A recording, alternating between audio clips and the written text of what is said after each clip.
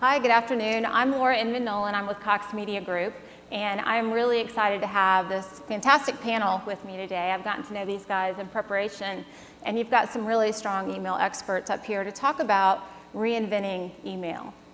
So the idea behind reinvention can sometimes feel a little overwhelming. It can feel like a ta-da moment, like a sweeping change. And I think what you'll find is that through a lot of our examples, reinvention can also begin with one very small step.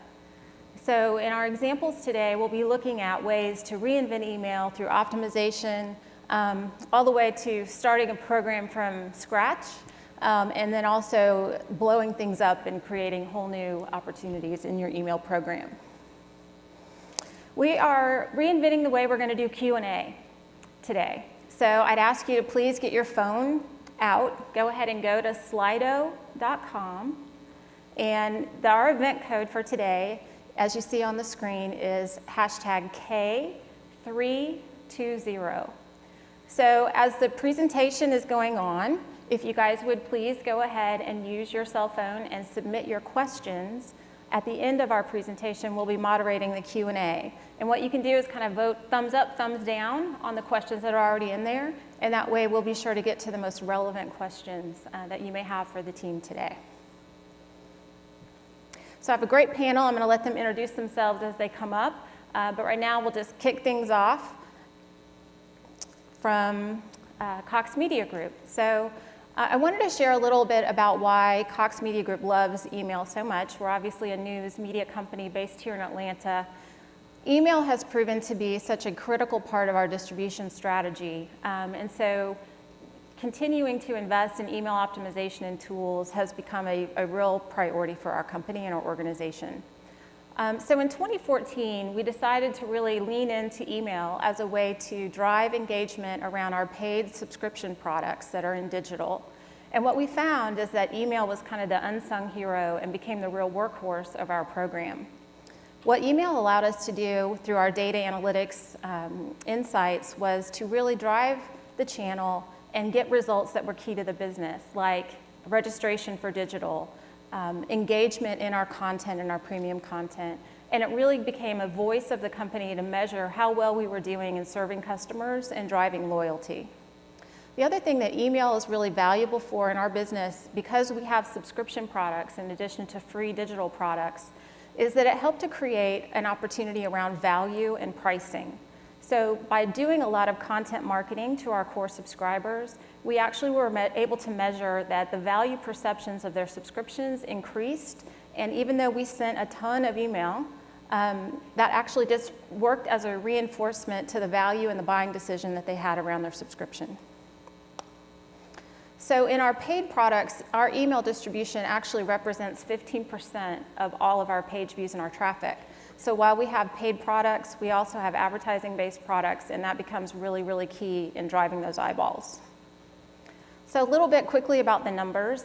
We have 3 different brand products at the Atlanta Journal-Constitution specifically that we use email to drive.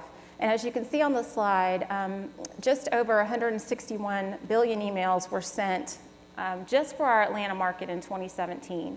So it's a lot of email traffic, it's a lot of production, and you can see why it's so critical to us.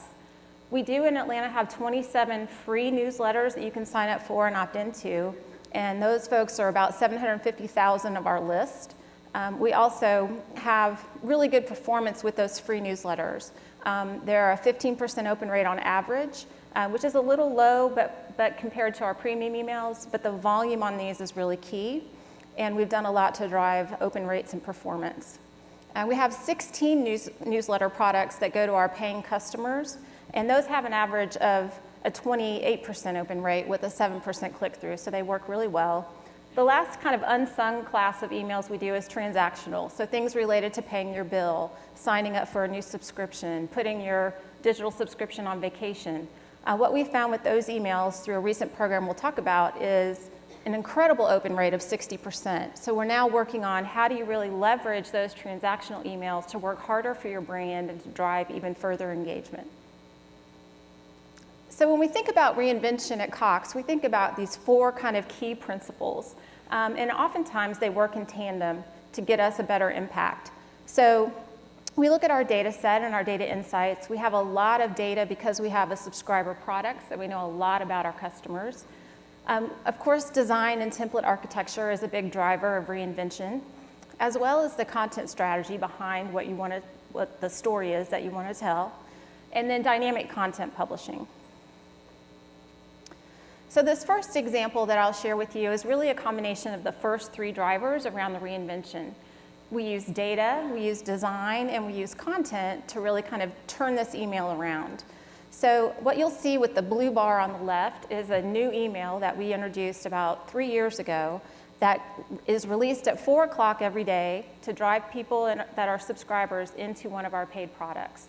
What we found is that the cleaner style on the right actually gave us equal or better performance, and even though it had fewer entry points, we were able to maintain improved engagement than the first, which meant that we had fewer stories every day at 4 o'clock that we had to work with our newsroom to produce and construct into this email. The other thing that really drove the difference in our performance of the one with the checkbox is that it was responsive, whereas our first email was not. So given the move to mobile and how quickly everyone's consuming news and information on their phone, that was a really key driver. And what that did is reinvented our results because we were able to actually be responsive.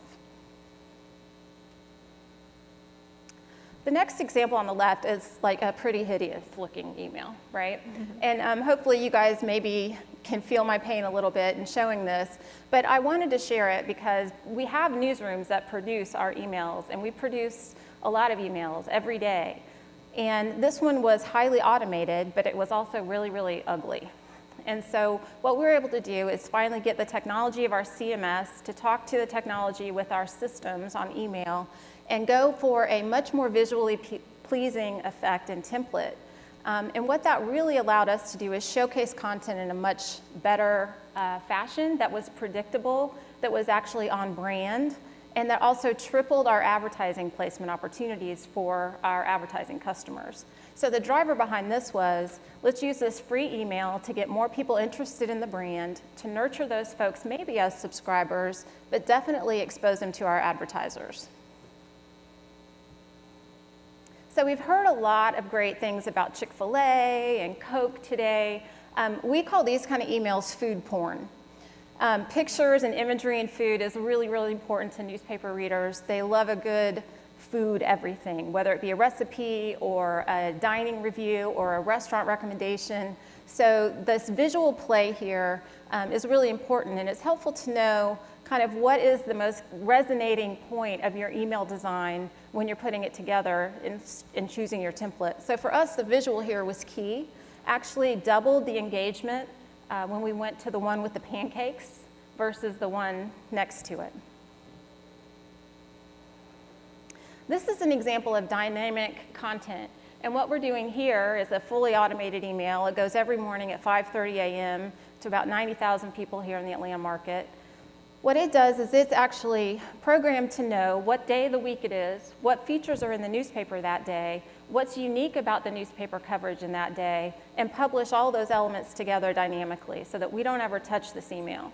So the element you see on the right where it says USA Today and it has the sections and the different color bars, that's unique to whatever day a week that content is that's scheduled to be in that newspaper. So that's just one example of driving engagement through automation and through dynamic publishing.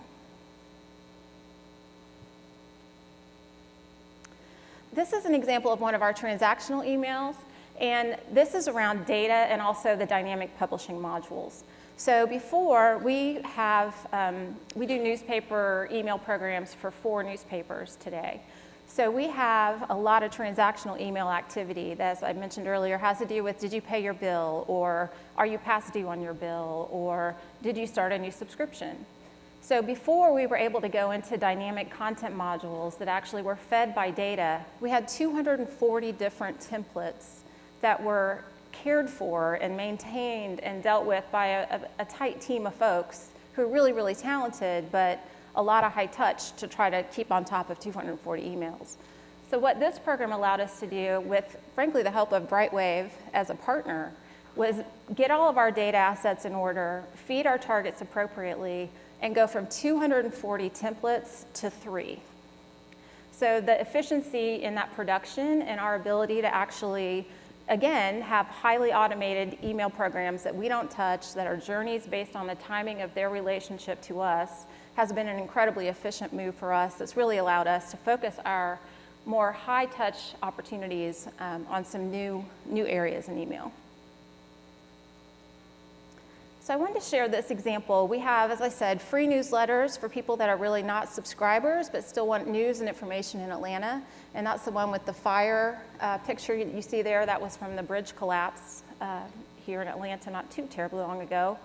That email is really about, again, being on brand, presenting as many entry points into content as possible, and creating ad opportunities for those advertisers. This is a political email. So these folks, it's all about scanning and browsing. So when you think about the number of people on your phone, that kind of imagery really works well with that kind of environment. The email in the middle and the one to the right are for our subscribers. And that's a new product we created specifically with political content that subscribers pay additional access in order to get. So they're paying for our voice, they're paying for our opinion and our point of view that they can't get anywhere else. So what you see in that middle email is the introduction from our political editor. And they know her name, that resonates with her in the inbox. Whenever we bring from the editor or some kind of credible person to the subject line, you see a really big lift in our open rates and our performance. What you don't see in this email is a lot of click-through activity because it's so dense. But the people that are interested in this topic read, and they are interested in the content and the text. So this was really about design and about really being thoughtful around the purpose of your content. So we took it a step further. We introduced this Politically Georgia product. And if you marry the first kind of picture there with a lot of text and you put it on top of the second one, that's how long this email is. So imagine the amount of scrolling that can happen in this email. But what we found is that we've had incredible response from it because it's meant to be a companion to the news content of the day related to politics. They can interact and learn what's happening from the key voices in their daily email around Politically Georgia. And they can also use the more interactive elements at the bottom of the email to stay on top of what's happening. So we just wrapped up the legislative session. But we have a tool called Legislative Tracker, and that's interactive, and you can figure out what bills do you want to follow, and what did your senator do, and what's happening as it relates to popular bills and activity in the legislature. So that's a real-time tool. It's a scrape. It's embedded in our email, and it's relevant to whatever kind of bill you want to track or what you want to find. All right, so that is a short introduction to what's happening in Atlanta from our reinvention perspective. I do hope you have Slido.com out on your phone and that you've been able to find it and enter this code so that we can capture your questions. And we're going to go on to our next presenter, which is Lindsay. Oops. I'm going to just hang on to this. There you go. Thank you. You're welcome. Well, thank you very much. Since it is Thursday, I wanted to start Reem's email presentation a little bit differently and take you to Throwback Thursday. And we are going to kick it all the way back to the early 2000s. And that's when Reem started our email program, and that's where we stayed for more than a decade. So just a quick background on Reem in case you don't know who we are. Reem is a global manufacturer of heating, cooling, and water heating equipment. And we've been in business for about a century, and we're headquartered right here in Atlanta. We sell our products through two-step distribution. So that means we typically sell our air conditioners and water heaters to a wholesaler, who in turn sells it to a plumber or a contractor, and that's the person that's usually making the sale to the final homeowner. So you think about it, if you bought a product, you probably are buying from a plumber. From an email communication standpoint, email has always been very, very valuable in our programs, but we historically only focused on that first step of the chain, the wholesaler. And information reached him very well, but we found out really going through the rest of the chain was kind of like a big game of telephone. So we hoped our messages reached the contractor, and we really hoped that he told our key messages to the homeowner who was ultimately buying our products. So this is a typical Ream email, and this is from even 2014. So I thought we could go through and kind of dissect it a little bit. So no headline treatment, lots of copy. We're not even really driving to a Ream web property. Our typical CTA at that time was call your sales representative. No visuals or video. We produced a lot of video back then, but we didn't accurately leverage it in email.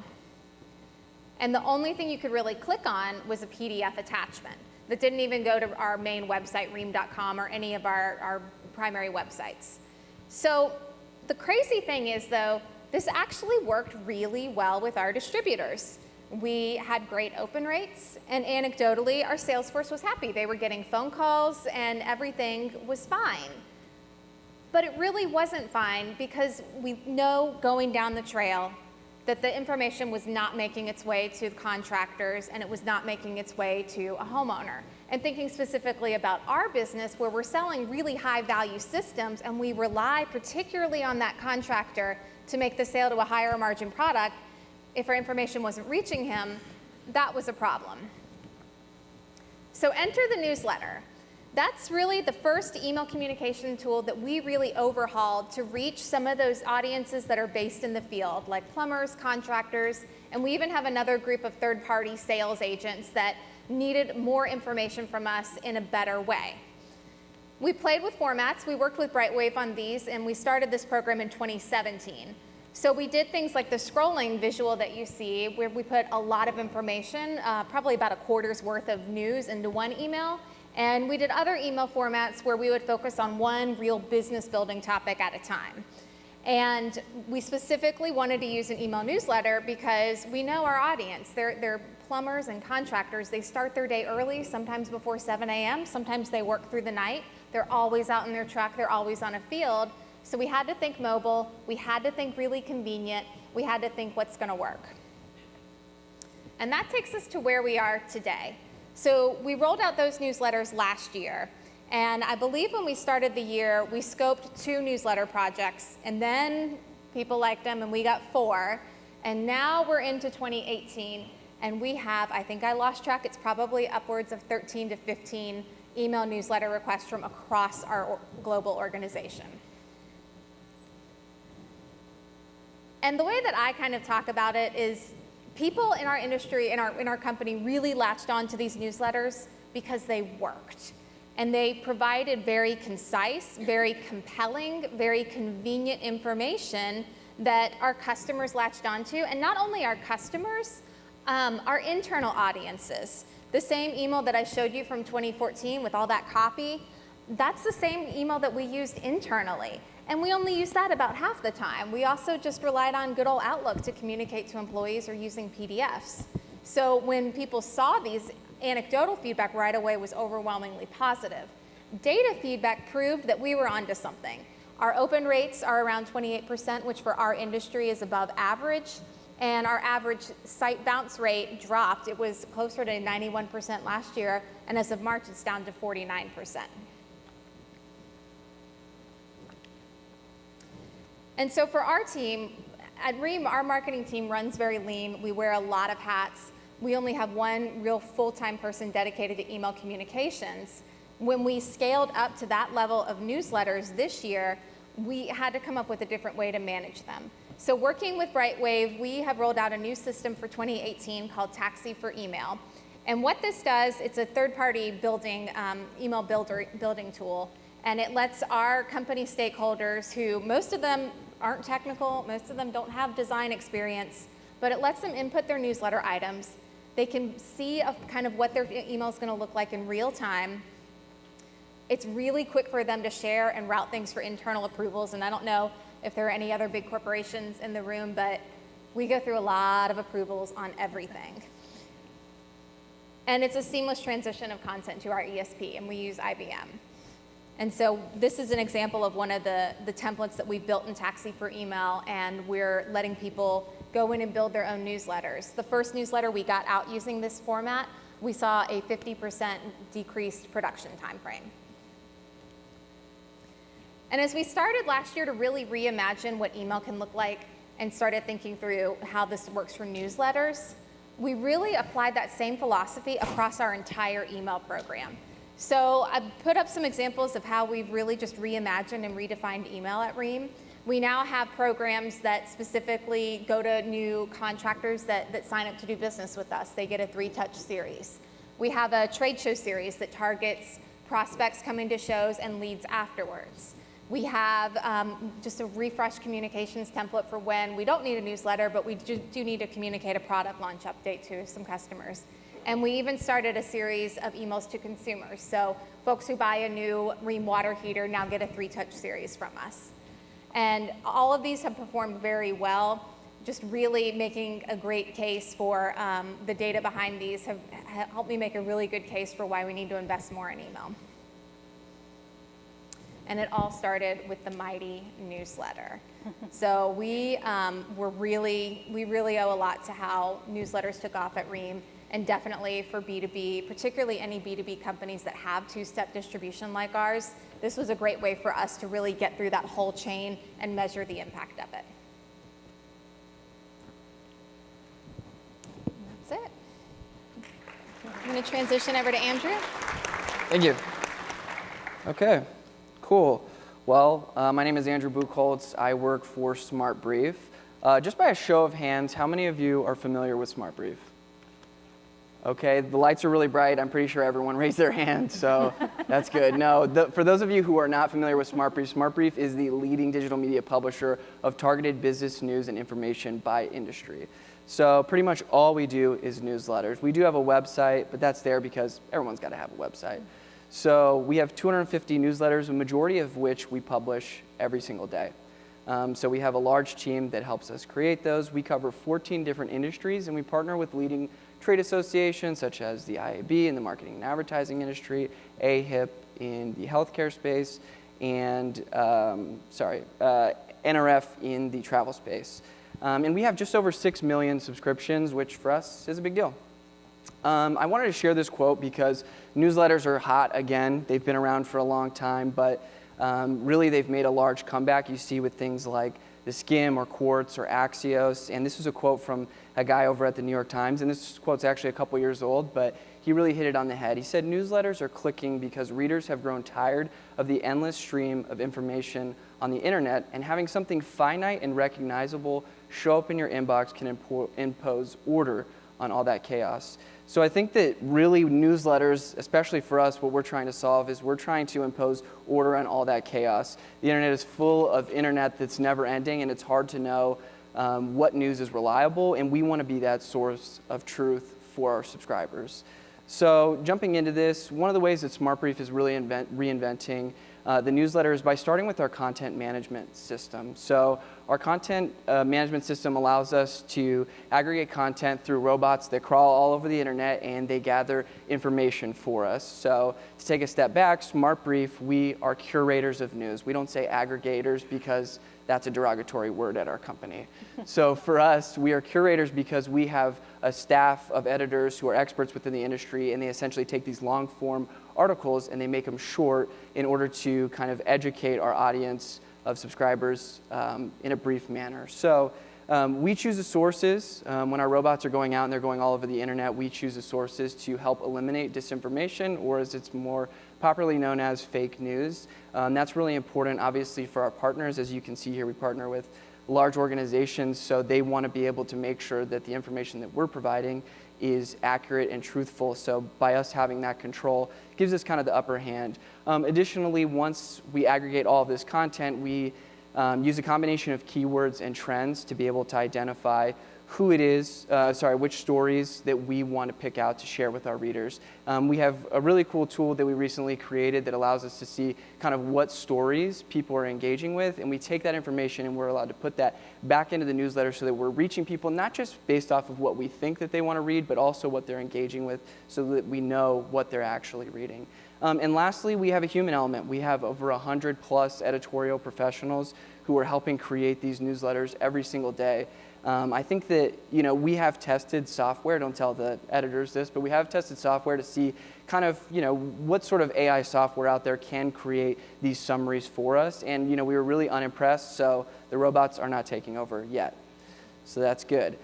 Secondly, another proprietary set of tools that we have at SmartBrief, because what we do is really we want to be a publisher just like they are on the web, but we do it through email. So we have a customizable newsletter template that we've created. It's kind of one master template. We have 25 different story types, and those story types for us, that means that we can put one story that's just all text, or as you can see in the example here, there's one where there's an image on the left and maybe one that's a video below that, and we can do a big image and a small image. And what that allows us to do is just have maximum flexibility, and while we have 250 different newsletters, they can all kind of have their own look and feel to them.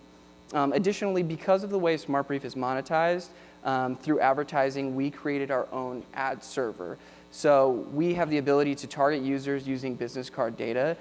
So regardless of if they're reading a healthcare newsletter, if they are a marketing professional in the healthcare industry, we can target them using our data. So additionally, we created our reporting too through our ad server that allows us to kind of share information with our advertisers that they wanted to know. So we created reports that they don't share personally identifiable information, but they do share information that they want to see. They want to know that CEOs are engaging with their ad. They want to know what types of companies, and our reports will tell them how many CEOs engage with their ad, as well as the company names of the companies that have engaged with their ads. So lastly here, one of the things that SmartBrief really wanted to do to test the limits of an email newsletter is to test video. I know Movable Ink has gotten a lot of shout outs. This is for Live Clicker. This is the one tool that we actually didn't create in-house. They had the technology to be able to serve video in email, and we were like, this is cool, let's try this. And so we kind of started with video as content, and we really enjoyed the test, and I think our audience liked it, but because there was a separate platform where they had to log into, our editors had to log into, we decided to kind of not roll that out to scale, but it was a great test, nothing wrong with Live Clicker's platform. Separately, because we are monetized through advertising, we created a video advertising product. And this product, we saw a 25% increase in engagement right out the gate. And it continues to be one of our most successful products. And we really like it because it's a combination of branding and lead gen. It gives the advertiser the opportunity to share a video showcasing a product or possibly an event, and then allows them to provide additional information on the right-hand side with a link out to maybe a conference or to find out more information about a specific product. Lastly, a combination of using our technology and Live Clicker's technology, we are able to optimize based off of device and email client. Obviously, this is really important in 2018 to make sure that your email comes through and it looks good and it's not a broken template. And so we have made sure that it's the optimal experience for our subscribers, that when a video ad comes through, that it looks just like you would want it to look. And really, we're just trying to provide the best experience and also provide new opportunities for our readers to engage with our newsletters. If you have any questions, please submit them to Slido. Thanks.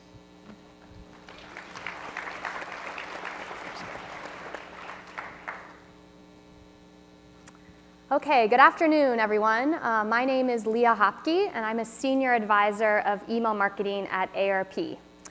So for those that don't know about ARP, we are a nonprofit, nonpartisan social welfare organization with a membership of nearly 38 million. And really, our mission is to enhance the quality of life for everyone as they age. We're headquartered in Washington, D.C. We also have offices in every single state in the U.S.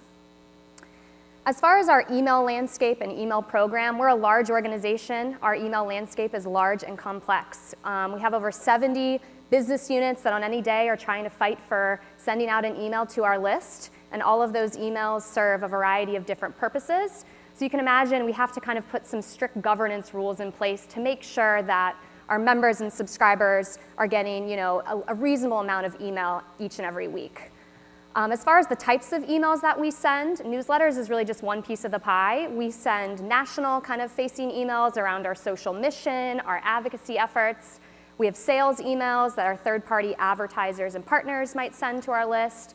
We have state office emails, so our states send out emails advertising local and community events.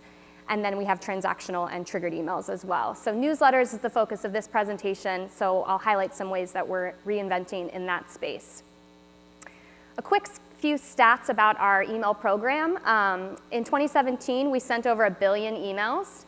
Our list has been growing rapidly year over year. We're really proud of our industry-leading deliverability rates. We partner with Return Path, and we're very proud of a 99% inbox placement rate, and that's largely driven by our explicit opt-in process. As far as email traffic driving to the website, about 28% of all web traffic comes from our emails.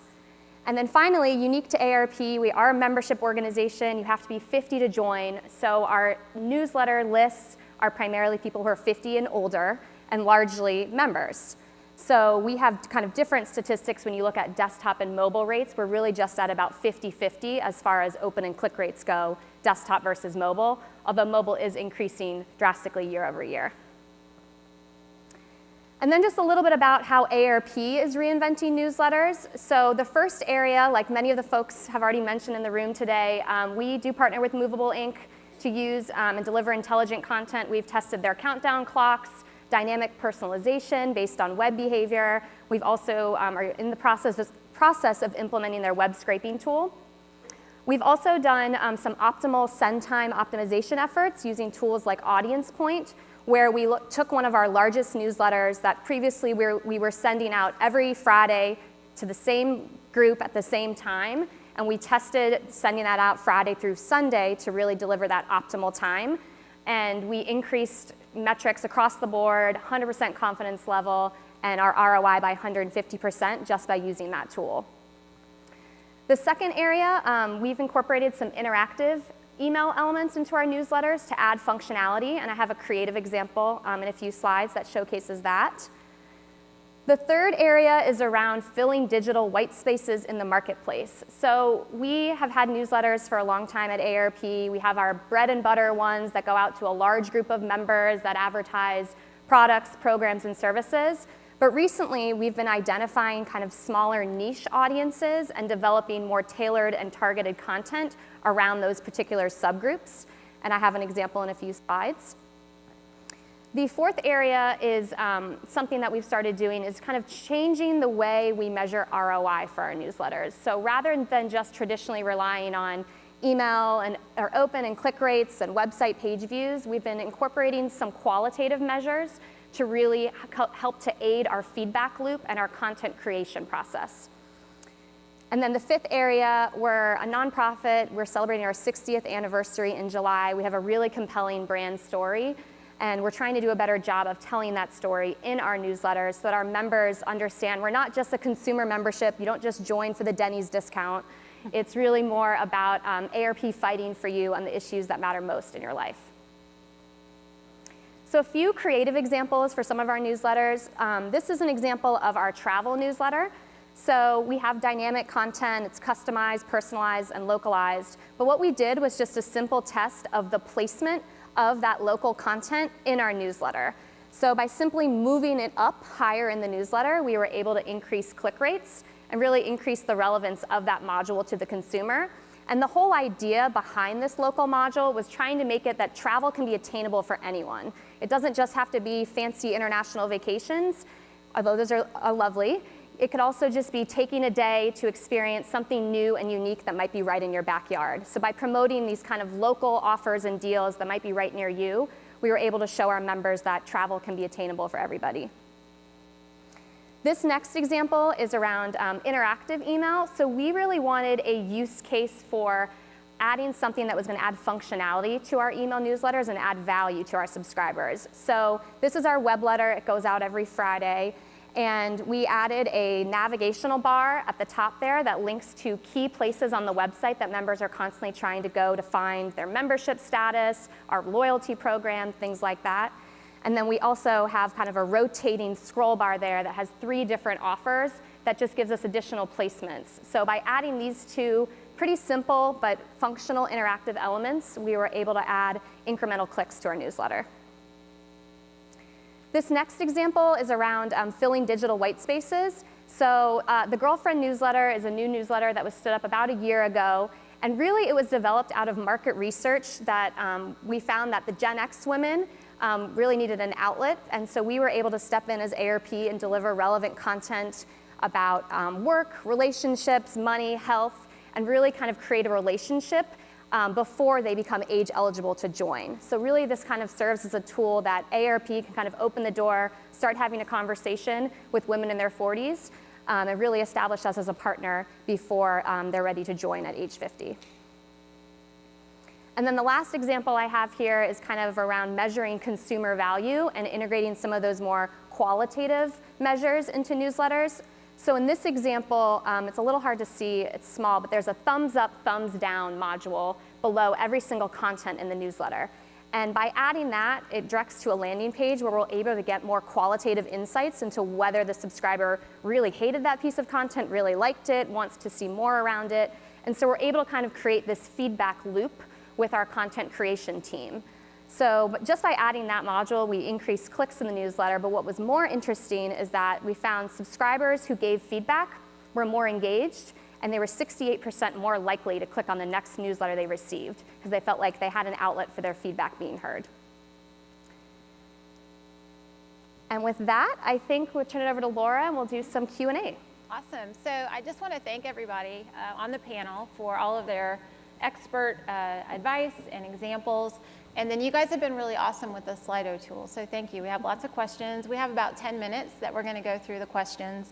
So please enter questions if they come up, and you can vote them up or down, and those will be the ones that we go for. So I'm going to ask the three of you guys to maybe speak to the question if you feel like you have something that you could share. So there's a question from the group about a very specific question about what kind of tool might help decipher if you have code that's causing rendering problems that you can see in Litmus. So that's a most technical and detailed question. So I don't know if our panelists can speak to that directly or not. I cannot speak to it directly. I don't get too technical, so sorry. So I think at the AJC we use email on ACID, somebody correct me, as a way to look at code and try to figure out some other kinds of tool. I'm getting a thumbs up. So that might be a tool that might be helpful for that particular question. So now for a little more broad questions, what tools do you use to manage B2C subscriber interest signals and connect those signals to content to try to get to one-to-one email? Who wants to start?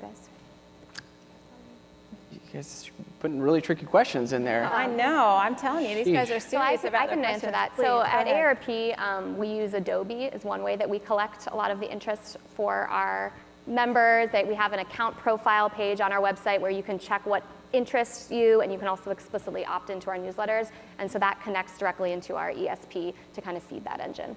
Yeah, so we also have a similar opportunity in our member center where you can go in and actually share your opt-in requests and interests directly as a user. But we also use all of our analytics tracking capabilities and our data lake to be able to connect actual user behavior that becomes insights around what kind of stories people are interested in. That's what helps us then determine what types of content we should be producing. And our ambition is to get to one-to-one. We're not quite there yet, but we're really close. We can see the light at the end of the tunnel. All right, so we have another question about how you convince your C-suite to actually invest in reinventing emails and in innovation in email. Lindsay? Yeah, I mean, really solid reporting, solid data, and being proactive in identifying what is best in class and what can we do to get there. So, I work at a manufacturer, and we have some very technical people that are in our leadership, but this area tends to not be something that really hits the comfort zone of some of our executives. So it's up to myself and my colleagues and my boss to really make sure that we can break down and explain, this is how this email is performing and why. This is why it's probably not working. Here's why, we see we're getting great open rates, but our click-throughs are not good. So let's look at some things that we can do with the tools that we have to maybe improve that. And once we're able to kind of go through some scenarios, real sort of day-to-day working of, this didn't work, but here's what we're going to try, and now it did. That's been able just to garner a lot of momentum internally. And with email, it's so great, and I always tell anyone who wants a newsletter or wants anything from our email marketing team, it's a great tool because the data's there. We can see what's working, we can see what's not working. We can change it the next time. And even if we have an email going out every quarter, you know, it might look different from one quarter to the next because we learn and know. And for our company that still, you know, is growing in terms of its adoption of digital marketing, it's nice to have some real proof points. That seems to work really well. Okay, great, thank you. So Andrew, we have a question here about the maximum number of emails that a customer might want to receive before they start to opt out. Yeah, that's a great question. I mean, the number one reason I think anybody subscribes to anything is too many emails. And so SmartBrief is opt-in, so people kind of come in and choose. And sometimes I don't think that they necessarily realize that they click to subscribe to 5 emails that they're going to receive every single day. Right. But I think that, you know, when we're trying to figure out, you know, what people want to read, you know, they do have the ability to opt out of those specific newsletters. But I'm not really sure how many is too many. We have some people that are fanatics and they love to read 5+ newsletters every single day just so that they could be well versed on all of these different industry topics. And then we have some people that want to downgrade and they want to just have one newsletter that they're reading. So I think it really comes down to each person to define, you know, how many newsletters are too many newsletters. I think I'm subscribed probably not to just SmartBrief newsletters, but probably 30 or 40 newsletters that I'm reading every single day because I feel like that's a part of my job. But obviously that's not going to be for everyone. So. Okay. There was one question here about loyalty is a key metric in our programs. Can you explain how you measure loyalty? So what I would share is that we have set benchmarks for how people are actually consuming our premium digital content. So you have to be a subscriber in our case to be loyal. And our metric that we start with is 15 or more times that you've interacted with premium digital content within a 30-day period. So what we have found among our registered users, and we're really proud of this number, is that 50% of the folks that are in Atlanta that are engaging with our premium content are loyal. We have the opposite spectrum of that, which is people who are visiting one time, the kind of drive-by folks, you know, within that 30-day period. And those are the folks that we're looking, obviously, to try to increase the resonance in how we are able to connect with those folks. And we measure all the in-between kind of frequencies that you might as well. So for us, loyalty is a definition around not only how much content you're consuming, we also look at metrics like what price point customers are paying for their subscription, tenure of their time with us as a subscriber, and we also look at payment method, because in our business, if you're a subscriber and you have the automatic debit coming out of your checking account, that for us is a preferred path because there's not as much resistance to continuing to pay that bill. Do you need further? Sure. Yeah. So I'll add on to that. So for us, loyalty is, are we able to keep people as a member? And especially that first year of membership is a really critical time. So we have kind of this onboarding period where we very clearly want to communicate to members and demonstrate that value early, because we know if they don't see any value in the first 6 months, we're likely not going to retain them. So email is one of the primary ways that we have this onboarding series. It's 6 welcome emails that you get right after joining that we're trying to demonstrate, here's what your $16 got you and here's what ARP can offer. So we use that as a way to drive loyalty. Okay, great. So this is a hot topic, one of our more popular questions.